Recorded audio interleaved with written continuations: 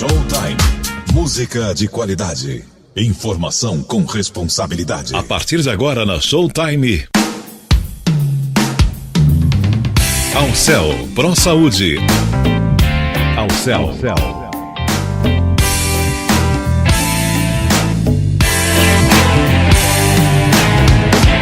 Alcel Pro Saúde. Boa tarde, amigos. Eu sou Zildete Montiel e no oferecimento de Alcel Zap, que agora é digital, Alcel Pro Saúde, que você pode marcar suas consultas, acertar suas pendências online e você pode acionar o botão antipânico, que é super importante. Alcel Pro Saúde, sempre pensando em você da melhor forma. E hoje nós vamos falar de um assunto super importante. Eu vou conversar com mais um grande profissional, que é o Dr. Cláudio, e ele é formado na USP de Ribeirão Preto, também fez residência médica lá. Ele trabalha com hepatites B e C, HIV e sífilis, imunizações e outras ISTS pertinentes. Ele foi secretário de saúde de Jaboticabal. Realmente um grande profissional, e hoje nós vamos falar sobre a febre amarela. Todas as dúvidas que você tiver sobre a febre amarela, nós estaremos aqui respondendo com o Dr. Cláudio Francisco, que é um grande profissional que vem aqui hoje estar conosco, um infectologista da melhor qualidade, e com ele que nós vamos conversar nesta hora. Boa tarde, Dr. Cláudio Francisco. Oi, boa tarde. Tudo bom? Tudo bem? É uma honra tê-lo aqui com a gente, viu? Muito obrigada por sua atenção, por essa hora que o senhor está nos dedicando. Dr. Cláudio, nós temos uma epidemia de febre amarela no Brasil? A gente não dá para você dizer que seja uma epidemia. O que vem acontecendo é que desde 2016 a gente tem que entender a febre amarela basicamente como uma doença de primatas e que a gente quer impedir a urbanização. Então existe um trabalho contínuo dos grupos de vigilância epidemiológica rastreando a ocorrência dessa doença na população de primatas não humanos. Então, desde 2016, começou-se então a observar o aumento da incidência dessa doença em primatas, o que veio alertando, o que então alertou-nos para a possibilidade de transmissão para essa doença em humanos. Nós temos, a partir daí, realmente, a notificação, a confirmação de alguns casos no estado de São Paulo, o que até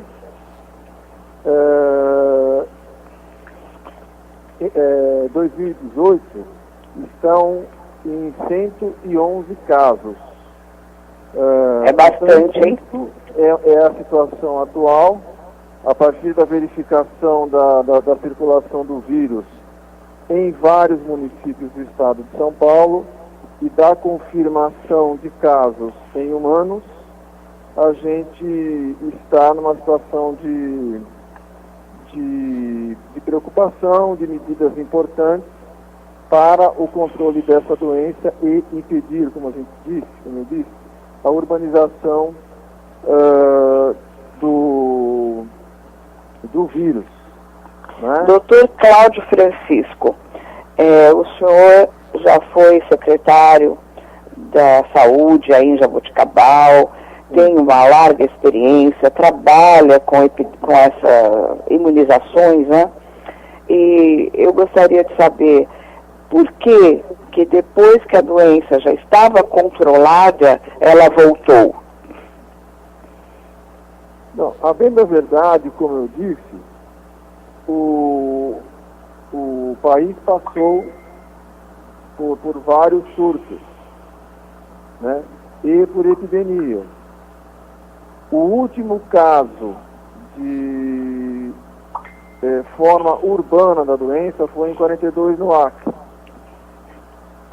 Mas o vírus continua circulando em primatas, né? E o acesso da população a áreas onde existe esses animais, hoje por várias formas, por outras formas até de atividade humana, como turismo, etc., o que antes era mais próprio de trabalhadores em mata, voltou-se ao contato da população, que vai entrar então, o homem vai entrar no ciclo silvestre de circulação do vírus e trazer e se tornar doente. Então, a circulação do vírus é natural na mata. O homem, a partir do momento em que ele entra na mata por algum motivo, ele vai ficar doente. A doença sempre existiu. Mas, o controle Cláudio, da doença ainda existe, porque nós não temos a forma urbana, o que está associado com a vacinação da população e com a monitorização dos casos em primatas não humanos pelos grupos de vigilância epidemiológica. Eu tenho uma amiga que era veterinária na zoonose de São Paulo. Ela sempre me dizia assim: Zildete, não são os bichos que entram na sua casa, porque eu morava no horto, ali no pé da Serra da Cantareira, do lado do horto florestal. Então ela dizia: não são os bichos que entram na sua casa, você que entrou na casa dos bichos. Então nós temos ali várias moradias dentro da mata. Então, o homem não precisa nem ir para a mata, os animais já vêm, até acho que por fome, por falta de alimentação, por falta de um equilíbrio de árvores frutíferas, essa coisa, eles vêm para nossa casa. Já entraram bugios na minha casa quando eu morava lá, tatus, gambás, enfim. Então, nós realmente temos a cidade dentro da mata. Então, essa é a necessidade de todos se vacinarem, não é verdade? Sim, é isso que você comenta.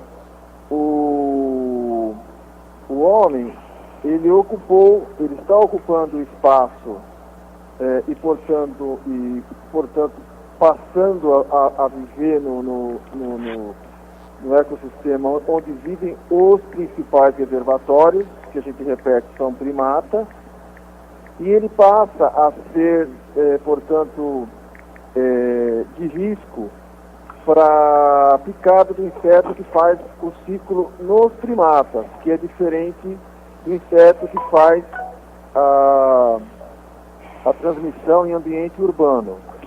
A grande preocupação que a gente tem em relação à urbanização é com o Aedes aegypti, que também foi trazido de forma acidental. Ele tem origem africana e se adaptou muito à vida urbana. E tem uma alta eficiência, a fêmea tem uma alta eficiência de transmissão. Então, o que está acontecendo? A gente está sabendo que existe doença em primata e passamos a notificar, a diagnosticar em vários municípios do estado de São Paulo casos de forma, porém a gente deve deixar muito claro que são de aquisição silvestre. As pessoas, por algum motivo, tiveram contato com mata e adquiriram lá e vieram para a cidade, né? Aí a gente vai ter que discutir alguns aspectos depois da importância do caso suspeito e alguns aspectos também da importância e da preocupação com imunização. Certo. Eu quero agradecer ao Dr. Fábio Mori, que foi o responsável pela presença hoje do Dr. Cláudio Francisco aqui com a gente. E ele, inclusive, faz uma pergunta aqui para nós, viu, Dr. Cláudio? essa neurose de todo mundo desesperado para se vacinar nos postos de saúde, filas de 2 quarteirões, estão vendendo senhas nas filas, cambistas. Como é que a gente faz para poder ser vacinado sem esse transtorno, hein, doutor Cláudio? Então, Judete, o que eu sugiro? Voltando a dizer, existe uma lista, quem controla a circulação do vírus na população de primatas são os grupos de vigilância epidemiológica. E eles decidem quais são os municípios, a partir daí, que têm necessidade de vacinação. Então, se nós consultarmos essas informações oficiais, e isso pode ser divulgado para a população, que estão no Centro de Vigilância, no CVE, que é o site do Centro de Vigilância Epidemiológica Alexandre Vranjak, você vai ter lá a lista de municípios que têm recomendação para vacina.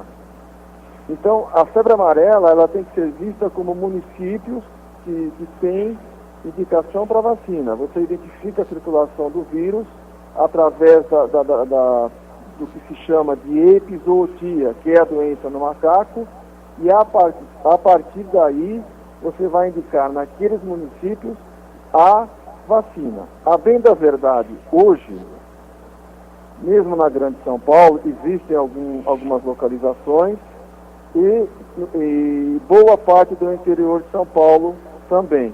Então já existe rotineiramente para esses municípios, recomendação de vacina. Então, não deve existir, como você mesmo disse, correria. Deve existir informação, deve se divulgar essa lista de municípios que têm recomendação para vacina.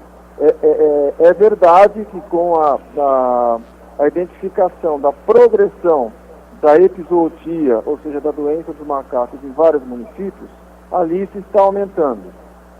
Diante disso, nós, infectologistas, recebemos um importante comunicado da Sociedade Brasileira de Imunizações, afirmando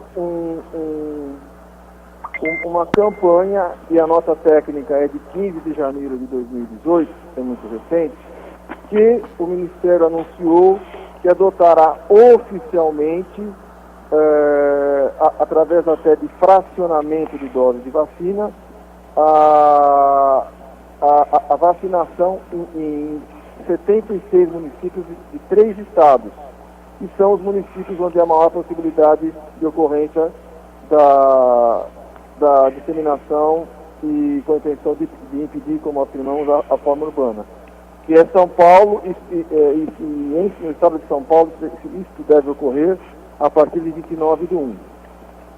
Então, essa estratégia que o Ministério adota, com toda a segurança técnica e com apoio das instituições como, por exemplo, a Organização Pan-Americana de Saúde e a Organização Mundial de Saúde, vai ampliar para os municípios de maior risco, através do fracionamento da vacina, a proteção para a população. Não há necessidade de correria. Não houve nenhum caso urbano, os casos são silvestres e, conforme informações das epizootias, o Ministério, através do apoio e da discussão citada com autoridades, como a Organização Pan-Americana e Mundial de Saúde, vai ampliar a vacinação e, através de fracionamento, o que é seguro, e devem ser vacinadas aproximadamente, com essa campanha, 19,7 milhões de pessoas. Eu tenho a pergunta aqui da Tânia, nossa ouvinte. Boa tarde, Tânia. Ela pergunta: a febre amarela apresenta vários sintomas. Quais são? E quais as manifestações da doença em suas fases branda e grave? Isso é uma pergunta interessante, porque como toda doença infecciosa por vírus, o outro exemplo é dengue, deve dizer o seguinte, 50% dos casos são assintomáticos. O que significa isso, doutor? O paciente está tendo a doença, mas ele não percebe, não motivando atendimento médico. 30% dos casos tem formas que a gente pode chamar de brandas. Nessas formas brandas, ele vai ter febre e discretas manifestações comuns a doenças infecciosas virais agudas. O mal-estar, a febre, que é a temperatura a partir de 37,8, e pode ter um pouco de um sinal clínico que a gente chama de icterícia, que é ficar com aquele padrão de hepatite já conhecida para as formas clínicas dos vírus, das hepatites virais, o olho um pouco amarelado. E fica mais ou menos nisso, e são as formas brandas. O 50% assintomático, 30% formas brandas. Forma branda, febre, mal-estar, dor no corpo, talvez algum distúrbio gástrico, como náusea, e um pouco de discreta icterícia. Isso vai motivar a procura médica. 20% dos casos vão cair naquilo que são as formas malignas da doença, que tem manifestação hemorrágica. E aí depende do que essa manifestação hemorrágica? Aí a gente deve... É estudado, tá? Mas provavelmente está associado a respostas próprias do padrão genético de quem adquire a doença, que tem potencial individualizado para desenvolver a forma maligna. Então depende de cada pessoa a reação. E como em toda doença infecciosa, é sempre uma interação entre a virulência do agente e a resposta imunológica do hospedeiro, da pessoa. As formas malignas estão provavelmente associadas com a individualidade. Na grande maioria dos casos, as formas são benignas. Eu tenho uma pergunta da Santília. Eu tenho mais de 60 anos. Eu ouvi dizer que é muito perigosa a vacina para idosos. Como eu faço para me proteger e por que ela é prejudicial para idosos? Não dá para dizer que ela é prejudicial para o idoso. Da mesma maneira, e a gente deve divulgar o site oficial para dizer quais são os critérios adotados no Estado de São Paulo. É disponível para as pessoas, para leitura e consulta, se tiverem dúvida, mas os textos são bem claros, mas dúvidas o pessoal de saúde próximo vai ajudar. Então, se você consultar o site de imunizações do Centro de Vigilância Epidemiológica, professor Alexandre Franjac, que é da Secretaria de Estado da Saúde, está lá a situação especial. E realmente, em situações especiais para a vacina, são citadas pessoas com 60 anos, tá? Mas sempre você deve considerar o benefício que essa pessoa vai ter. Como informação geral, para que essa ouvinte possa entender, teve uma época anterior a essa atual, em que se fez uma ampla campanha de vacinação no Brasil. Foram aplicadas, se eu não estiver enganado em números, eu li isso ontem, 60 milhões de vacinas. Essa estratégia foi abandonada porque numa ampla vacinação, com esse número de vacinação, aconteceram efeitos colaterais indesejáveis em 4 pessoas. Tá? Então, a vacina é de muita segurança. Porque a vacina ela é composta do vírus da doença, certo? Como? A vacina é composta do vírus da doença. A vacina é o vírus atenuado. É uma vacina antiga, inclusive. E por que ela dá tanto problema, tem consequência? A proteção é de quase 100% e hoje a tendência é se aplicar apenas uma dose da vacina que é protetora para a vida inteira. Mas ainda completando em relação às pessoas com 60 anos, elas podem tomar a vacina com segurança dentro dos critérios que nós citamos. É de recomendação, a área é de risco, está circulando o vírus, ela vai ser avaliada na sua questão ampla de saúde, se não se trata de alguma de doenças que possam interferir, cujos medicamentos possam interferir com a resposta vacinal, por exemplo, doenças reumáticas, doenças outras, lúpus, etc., que motivam... Pessoas que têm insuficiência renal e a insuficiência hepática, pode tomar a vacina? Não entendi. Eu tenho a pergunta da Amarilis. Pessoas que têm insuficiência renal e insuficiência hepática, pode tomar a vacina? Então teoricamente, essas pessoas não estão no grupo de especial para preocupação. As pessoas que têm doença renal ou que têm doença hepática, elas, teoricamente, elas podem fazer uso dessa vacina, porque o benefício tem que ser avaliado em relação ao risco, e esse risco vai ter que ser avaliado em função do estadio da doença. Insuficiência hepática avançada pode não estar associado com boa resposta imunológica. A mesma coisa acontece com a insuficiência renal. Outros fatores que você vai precisar avaliar. Quais medicamentos esses pacientes que têm insuficiência renal, por exemplo, tomam? Pacientes que usam imunossupressores e que são drogas que, por exemplo, em determinada situação da insuficiência renal, são utilizadas, exemplo, pacientes já transplantados, esses pacientes, teoricamente, podem não ter uma boa resposta vacinal. Então, de maneira geral, esses pacientes, como em outras situações, você tem que avaliar o risco e o benefício. A doença, a febre amarela, tem um potencial em torno de 20%, como a gente citou, de acontecer na forma hemorrágica, o que é muito grave.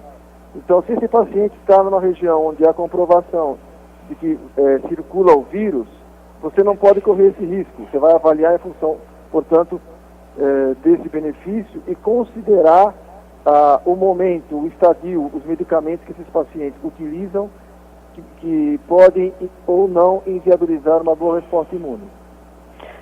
Certo. Eu tenho aqui a pergunta do nosso queridíssimo Glauco Pereira de Oliveira, desculpe. Glauco, ele diz assim: boa tarde, Dr. Cláudio Francisco. Uma pessoa que tomou a vacina completa por motivo de viagem ao exterior há 26 anos, precisa tomá-la novamente? Qual a duração desta vacina? A vacina, ela tem validade duradoura por toda a vida. Pacientes que tomaram uma dose da vacina têm a proteção por toda a vida. E os certificados de vacinação realizados no Brasil para viagens internacionais já estão sendo emitidos com uma dose vacinal. No Brasil, ainda existe uma discussão da possibilidade de se fazer uma segunda dose como reforço, mas isso não é, ainda definido. Então, uma dose durante a vida permite proteção para a vida inteira. E sendo vacinado há 26 anos, como parece que eu entendi o tempo de vacinação, você vai emitir um certificado através de um serviço de vigilância epidemiológica que permite a viagem internacional. Certo, eu tenho uma pergunta da Emília. Eu não me lembro se eu tomei a vacina e não tenho como averiguar se tomei. Tem problema se eu tomar novamente? Ela não sabe se tomou a vacina. Teoricamente, se ela não tem nenhuma documentação que ela possa conseguir, eventualmente se recordando do local onde morou, da unidade básica de saúde onde possa ter sido aplicado, e ela pode recuperar essa informação, ela deve se vacinar. Como é feito o diagnóstico da febre amarela? Nos critérios indicados de recomendação até agora como área de risco. Isso, exato. É o que primeiro as pessoas devem tomar, né? Como é feito o diagnóstico da febre amarela? Então, o diagnóstico, aí tem um assunto, tem um aspecto bastante importante, que é o caso suspeito de febre amarela. É isso que a gente precisa pensar quando a gente vai fazer um diagnóstico. Isso acho que vem antes do diagnóstico. Então, aquele caso suspeito que eventualmente tem informação de febre e potencialmente não vacinado e que pelo menos, digamos que até 15 dias, porque o período de incubação é de 3 a 15 dias, esteve em área onde ocorre epizootia, não há e apresenta pelo menos febre, esse caso já é um caso suspeito. A importância de você identificar o caso suspeito num serviço urbano é que na forma urbana da doença, o homem é o reservatório, como é o primata na forma silvestre. Na cidade, existe um período, e nesse potencial caso suspeito, ele tem uma viremia, né, quer dizer que é a circulação do vírus, por um período até antes de acontecer a febre e 5 dias depois. Por 7 dias ele tem vírus no organismo. Então, rapidamente ele tem que ser suspeito e rapidamente ele tem que ser investigado.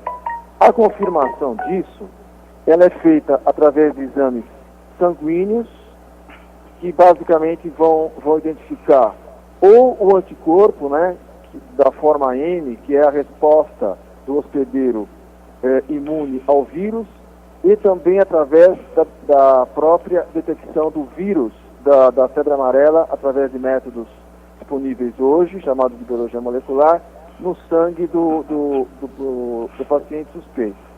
Outros exames são importantes, como, por exemplo, alterações do funcionamento hepático, que você consegue detectar, e evidentemente que nas formas nas formas chamadas malignas, né, você vai ter também a alteração renal. Mas o fundamental para o diagnóstico é isso. Foi pescar, ecoturismo, voltou com febre. Esse é um caso suspeito, é o principal diagnóstico que se faz. Porque nós temos que ter a visão não só do indivíduo, que tem que ser cuidado, e deve-se saber que não há remédio específico antiviral para a febre amarela, mas considerar essa pessoa como potencialmente transmissora para o Aedes aegypti, onde ele está morando, e ampliar para outras pessoas. Esse é o principal primeiro diagnóstico que se faz. A confirmação, então, vem fundamentalmente com quantificação de anticorpo, da forma M, e com isolamento do vírus no sangue. Mas a doença é contagiosa? De pessoa para pessoa, não.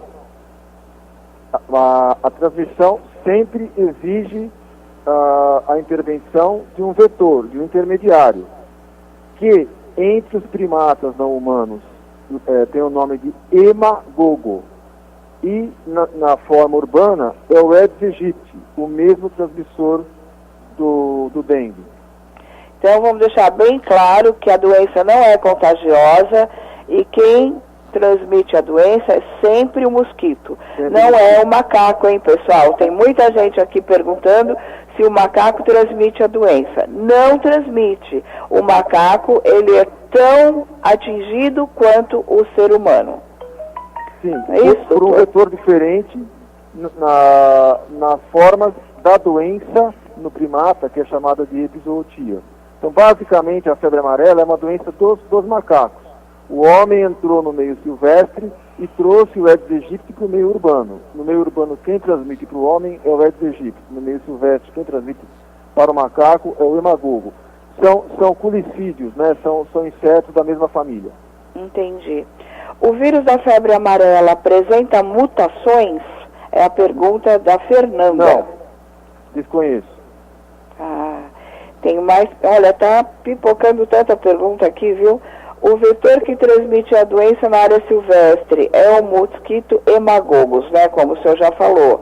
Especialistas estão preocupados com o avanço da doença e com a possibilidade da expansão dela para a área urbana, onde seria transmitida pelo Aedes aegypti. O senhor já acabou de falar isso.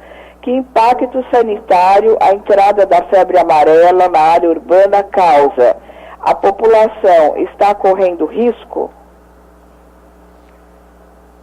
Bom, a gente tem que analisar a questão do risco populacional por duas formas de controle. Uma é a questão da vacina. Nesse aspecto, a população não corre risco, porque a monitorização da doença nos símios, a epizootia, ela é constante pela vigilância epidemiológica, gerando, como a gente disse, a lista de municípios que tem indicação para vacina. Isso é acessível, Centro de Vigilância Epidemiológica. E a partir daí, mesmo assim, vai se iniciar uma campanha de vacinação maior com fracionamento de doses, que leva a mesma proteção.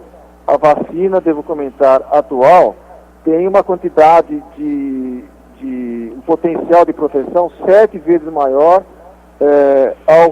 ao mínimo que é indicado e que pode ser usado no fracionamento de vacina. Então, um aspecto, vacinação. O outro aspecto de risco, e esse talvez até me preocupe mais, porque a vacinação ela é amplamente notificada, procurada pela população, mas são os cuidados ainda insatisfatórios em relação à persistência do Aedes aegypti em ambiente periurbano.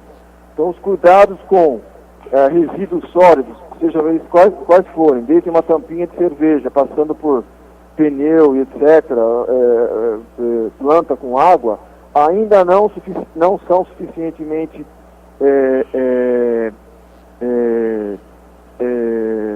feitos, ainda não é no meu entendimento, uma preocupação tão forte da população como é com a vacina. Nós também devemos tomar os cuidados nos nossos domicílios em relação ao vetor, no sentido de um adequado destino dos resíduos, de um adequado cuidado com o peridomicílio, com terrenos mesmo que não sejam os seus, porque o Aedes, a fêmea do Aedes é extremamente competente em transmitir.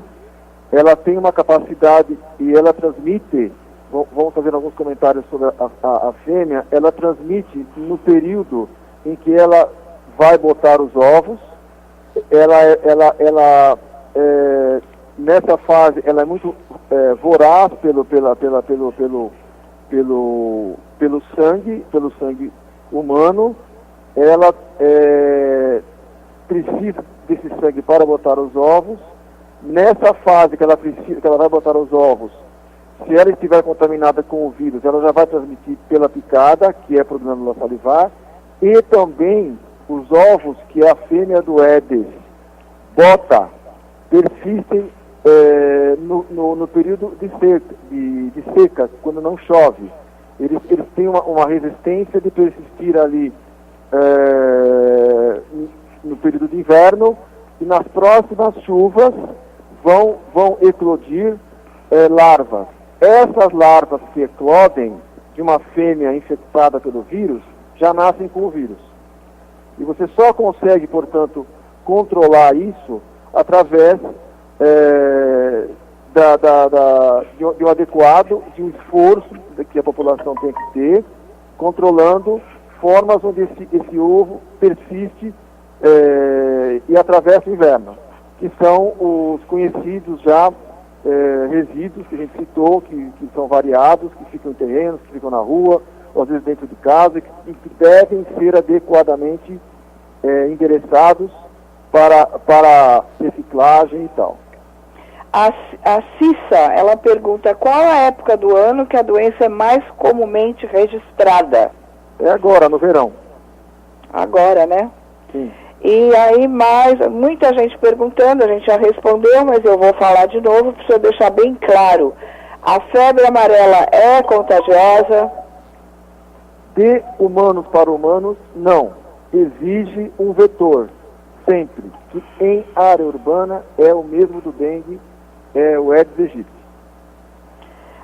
O Alfredo, ele pergunta, boa tarde, Alfredo, ele está dando boa tarde aqui para o senhor e para mim. Boa tarde. Qualquer pessoa está em risco de contrair febre amarela silvestre? Qualquer pessoa não imune, não vacinada. Qualquer pessoa não vacinada ou não imune à doença, ela está exposta, tá?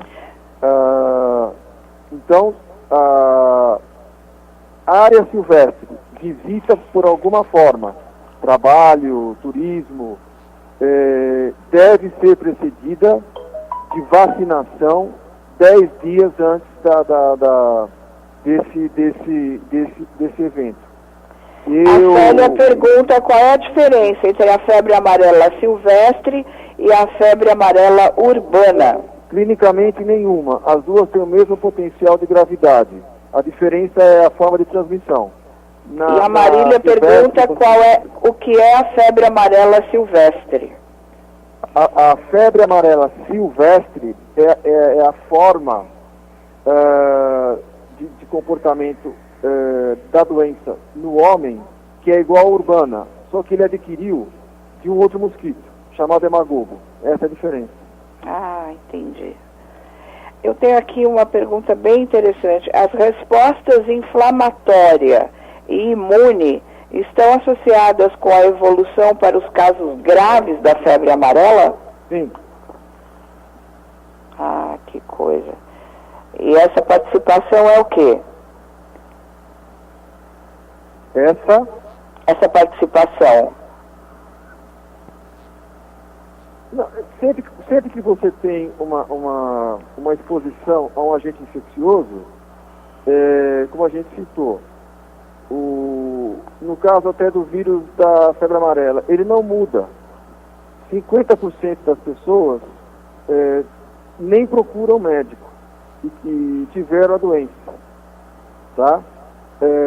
Mas algumas pessoas têm uma forma de identificar através do seu sistema imunológico, através dos seus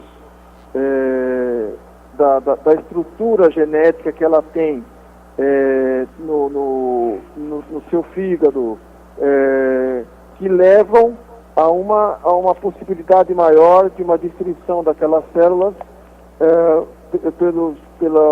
pelas outras células do organismo, e isso é identificação imune, que estão identificando um vírus. Ela responde com mais intensidade. Ela tem, portanto, potencial de maior destruição dos órgãos-alvo, fígado e rim, caracterizando a forma clínica maligna da doença. Essa peculiaridade é individual. Entendi. O nosso ouvinte Franciélio, ele pergunta: a febre amarela tem cura? Como é desenvolvido o tratamento da doença? A rede pública dispõe dos medicamentos em quantidade suficiente? A febre amarela, mesmo nas formas com potencial de evolução para a fase clínica chamada toxêmica dela, são curáveis. O ouvinte deve saber que apenas 20% dos casos tendem a evoluir para as fases clínicas são de infecção, de remissão e toxêmica. A grande maioria dos casos nem tem fase de infecção. 30% vão até a fase de remissão e voltam, curaram. 20% pode evoluir para a forma hemorrágica. Essas formas hemorrágicas, e essa hemorragia é por causa de extenso comprometimento hepático, são de alta letalidade. Em torno de 50% dos casos vão a óbito. Não há tratamento específico antiviral em nenhuma dessas fases. Como existe hoje antivírus extremamente eficientes que controlam com muita eficiência a infecção por HIV, que curam a hepatite C, que controlam com muita eficiência a hepatite B. Nós não temos essas drogas disponíveis para a febre amarela, como não temos para o dengue. O tratamento, portanto, disponível sim no Sistema Único de Saúde, é o tratamento de suporte. Esse paciente mais intensivo vai necessitar de um suporte hospitalar, onde vai ser verificado os parâmetros de disfunção desses órgãos-alvo, rim e fígado, e ser medicado conforme a demanda, sabendo-se do mau prognóstico. Entendi. A Cássia e mais uma série de pessoas, a Maria Aparecida Bisco, o Fernando, o Cláudio, seu xará, Rosana, Rosângela, Simone, todo mundo perguntando sobre a dose fracionada, se ela tem o mesmo efeito da dose completa, e estão muito preocupados com essa história. Boa pergunta, e a gente como infectologistas tem o importante apoio da Sociedade Brasileira de Imunizações. E a diretoria da Sociedade Brasileira de Imunizações divulga uma nota técnica em 15 de janeiro. Esses ouvintes podem, até de certa forma, acessar informações sobre essa nota, se comunicando com a Sociedade Brasileira de Imunizações. E é muito clara a eficiência do fracionamento. O plano que o Ministério vai adotar para o fracionamento, conforme informações da nota técnica da SBIM, foi elaborado com participação de representantes do Ministério da Saúde, da Organização Pan-Americana de Saúde, da Organização Mundial de Saúde, do Centro de Controle de Doenças e Prevenção dos Estados Unidos, o CDC, e aprovado pela CTAI, Comitê Técnico Assessor em Imunizações, e demais especialistas. Não há risco, portanto, para o uso. Então, podemos ficar tranquilos. Absoluto suporte científico para essa medida. Entendi. Tem muitas pessoas perguntando se tomando a dose fracionada depois tem que completar. Isso, essa é a questão. E essa fase em que sim, tem que haver um complemento, tá? E isso está ainda numa fase de definições. Mas a própria nota técnica que eu tenho aqui aberta e leio para o ouvinte. Estudo realizado por Biomanguinhos, Fiocruz, aponta a presença de anticorpos neutralizantes contra a febre amarela com dose fracionada após 8 anos. Isso é ressaltado na nota e hoje parece que é a evidência mais próxima do reforço. Certo, então aqui na Jacarine, Toninho, Lia, tem um monte de gente aqui. Então daqui 8 anos, pessoal, tem que tomar o complemento dessa dose fracionada, não é isso, doutor? Isso por enquanto é o que se tem de maior evidência. Certo. É complicado, né? O pessoal está muito desesperado aqui, eu estou recebendo perguntas sem parar.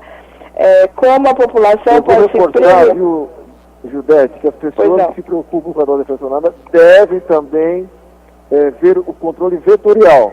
São 2 formas de controle, a vacina e o vetorial. E o vetorial na forma urbana é o Aedes aegypti. Ah, entendi. Então tem que tomar uma vacina contra a febre amarela e cuidar e ajudar no cuidado do vetor do controle urbano, que é o Aedes aegypti. Certo. Então vamos falar aqui mais uma vez para a Paola, para a Fernanda, para a Franciele, como que nós vamos fazer para cuidar contra o controle, fazer esse controle contra o Aedes aegypti. Sim, eu dou bastante importância para isso. Basicamente, quando você não tem risco de circulação de vírus, né, e isso não está acontecendo hoje na forma urbana, aconteceu com dengue, você não precisa de inseticidas, né? Portanto, resta, isso tem que ser da mesma forma que se procura as epizootias entre os primatas não humanos, a gente deve, apesar das dificuldades que às vezes sabemos que temos em cada município, tomar todo o cuidado, nos esforçarmos para o endereçamento correto do que pode reservar ovo durante o inverno todo, como eu falei, e depois eclodir com as chuvas de verão, de Aedes, que é o adequado encaminhamento para reciclagem de tudo que possa conter água. Esse cuidado a administração pública deve oferecer na forma de endereçamento adequado e a população tem que se esforçar para, de forma metódica, separar o seu lixo, separar o seu vidro, separar a sua lata de cerveja, separar o seu vidrinho de remédio, adequadamente encaminhando para reciclagem. Esse cuidado é intransferível. Nós, enquanto pessoas, temos que ter a consciência de encaminharmos e de cobrarmos a responsabilidade pública pelo adequado agendamento de coleta de lixo reciclável em cada rua, em cada bairro, em cada município. Eu acho que funciona assim. Certo. Doutor Fábio Mori, peça o telefone do consultório e a cidade do doutor Cláudio. Sim, doutor Fábio, o doutor Cláudio está em Jaboticabal, não é isso, doutor Cláudio? Sim, eu vou pedir o telefone. Eu vou pedir os contatos dele no final da entrevista. Já estamos quase chegando lá, faltam 7 minutinhos para nós terminarmos. Mas eu estou sendo bombardeada aqui de perguntas e dúvidas sobre a febre amarela. Realmente há muitas perguntas. Eu tenho aqui a dona Tereza e também a filha dela, que é a Dida.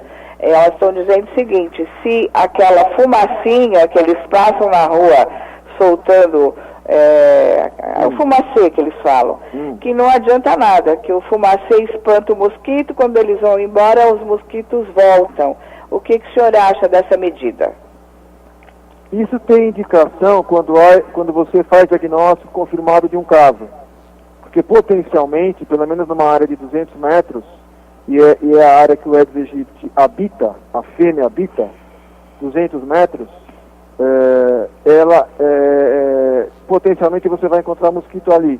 Se você confirmou em determinado endereço um caso de doença viral transmitida por vetor, há sentido em você, nesse âmbito unitário mínimo de 200 metros, usar produtos que vão levar, que são basicamente inseticidas, que vão controlar, que vão matar a fêmea teoricamente portadora de vírus adulta. Se não há confirmação de caso, não há indicação para isso. Há indicação para o controle cotidiano, diário, de adequado encaminhamento dos resíduos. O Paulo pergunta qual a origem do recrudescimento da febre amarela no Brasil. Pode-se atribuir ao desequilíbrio ambiental parte da responsabilidade pela epidemia? Sim, eu acredito que sim. Isso foi mais intenso quando, considerando o nosso estado, o estado de São Paulo, a gente evoluiu, né? A gente avançou contra a mata, definindo a fronteira agrícola. Isso ainda, de certa forma, persiste.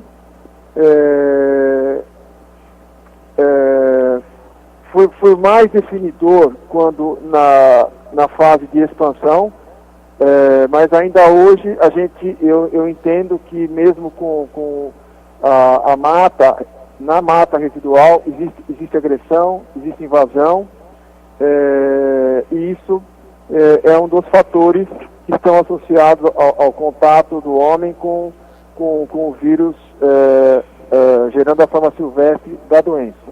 A gente não deve esquecer que é só isso. Nós também, isso eu acho muito importante, das causas mais importantes. Mas também nós hoje ampliamos muito formas de atividade que, embora preservem a natureza, nos expõem, relacionadas por exemplo, a práticas turísticas. Eu tenho a pergunta do Ciro, que pergunta: em matas que não há macacos para aferição, também há o perigo de mosquitos que transmitam a febre amarela? Eu não entendi, você pode repetir, Sudete? Pois não, em matas que não há macacos para aferição, também há perigo de ter o mosquito da febre amarela?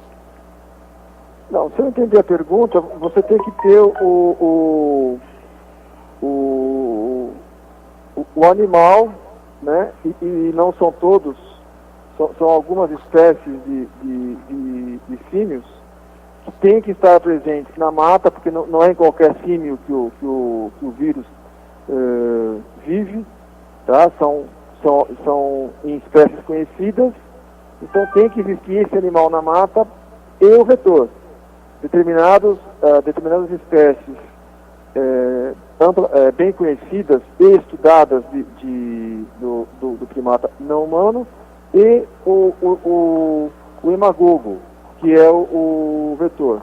Havendo a espécie adequada do primata não humano, onde o vírus da febre amarela vive, causando doenças, são as epizootias nesses animais, ou não, e o imagogo, havendo a identificação desses dois polos biológicos, o imagogo e o primata, você tem possibilidade, sim, não sendo imunizado, de adquirir a doença quando habita mesmo acidentalmente o ambiente em que eles vivem.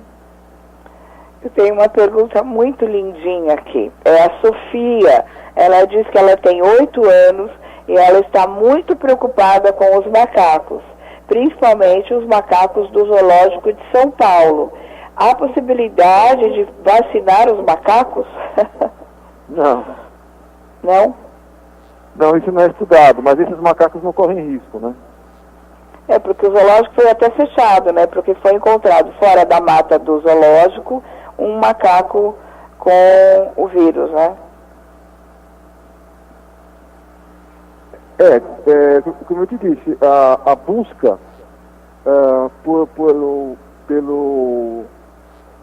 pela epizootia em todo o estado, ela é contínua, é cotidiana.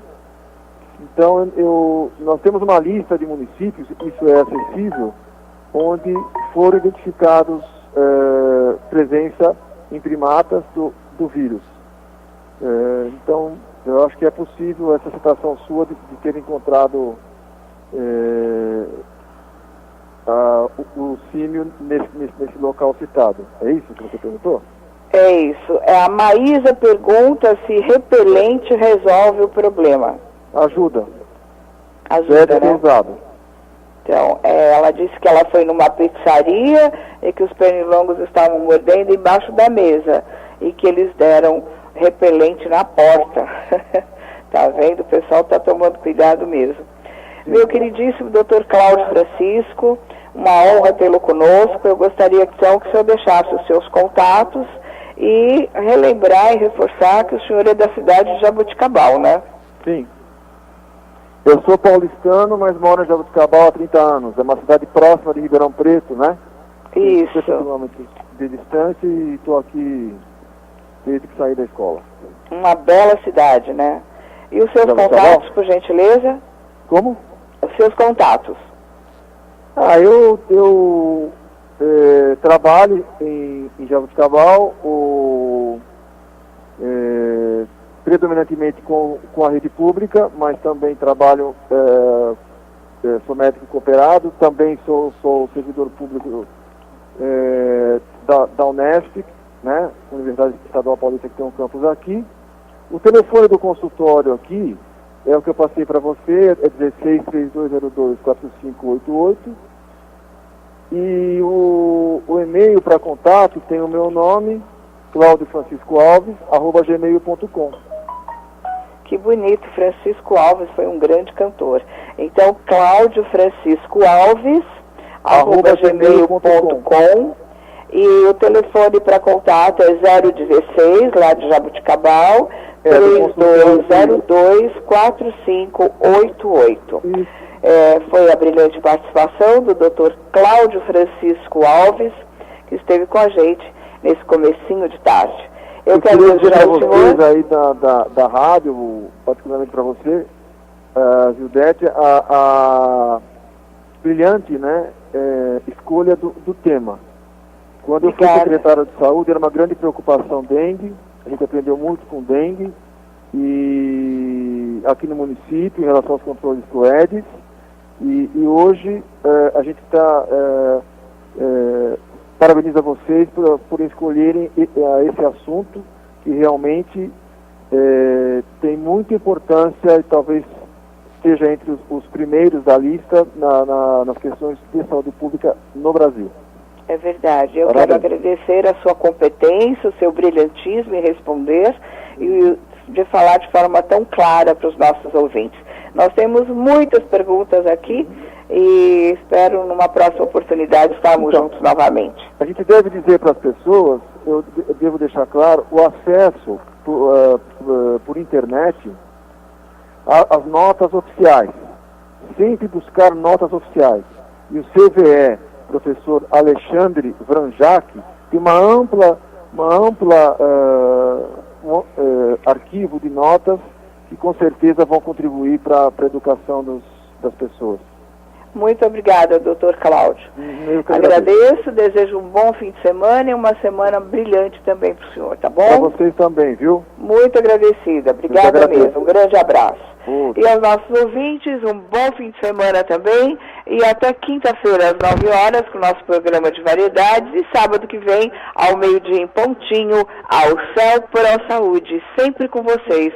E eu também. Até lá e um grande beijo. Tchau, pessoal. Você ouviu na Showtime Ao Céu Pro Saúde. Ao Céu.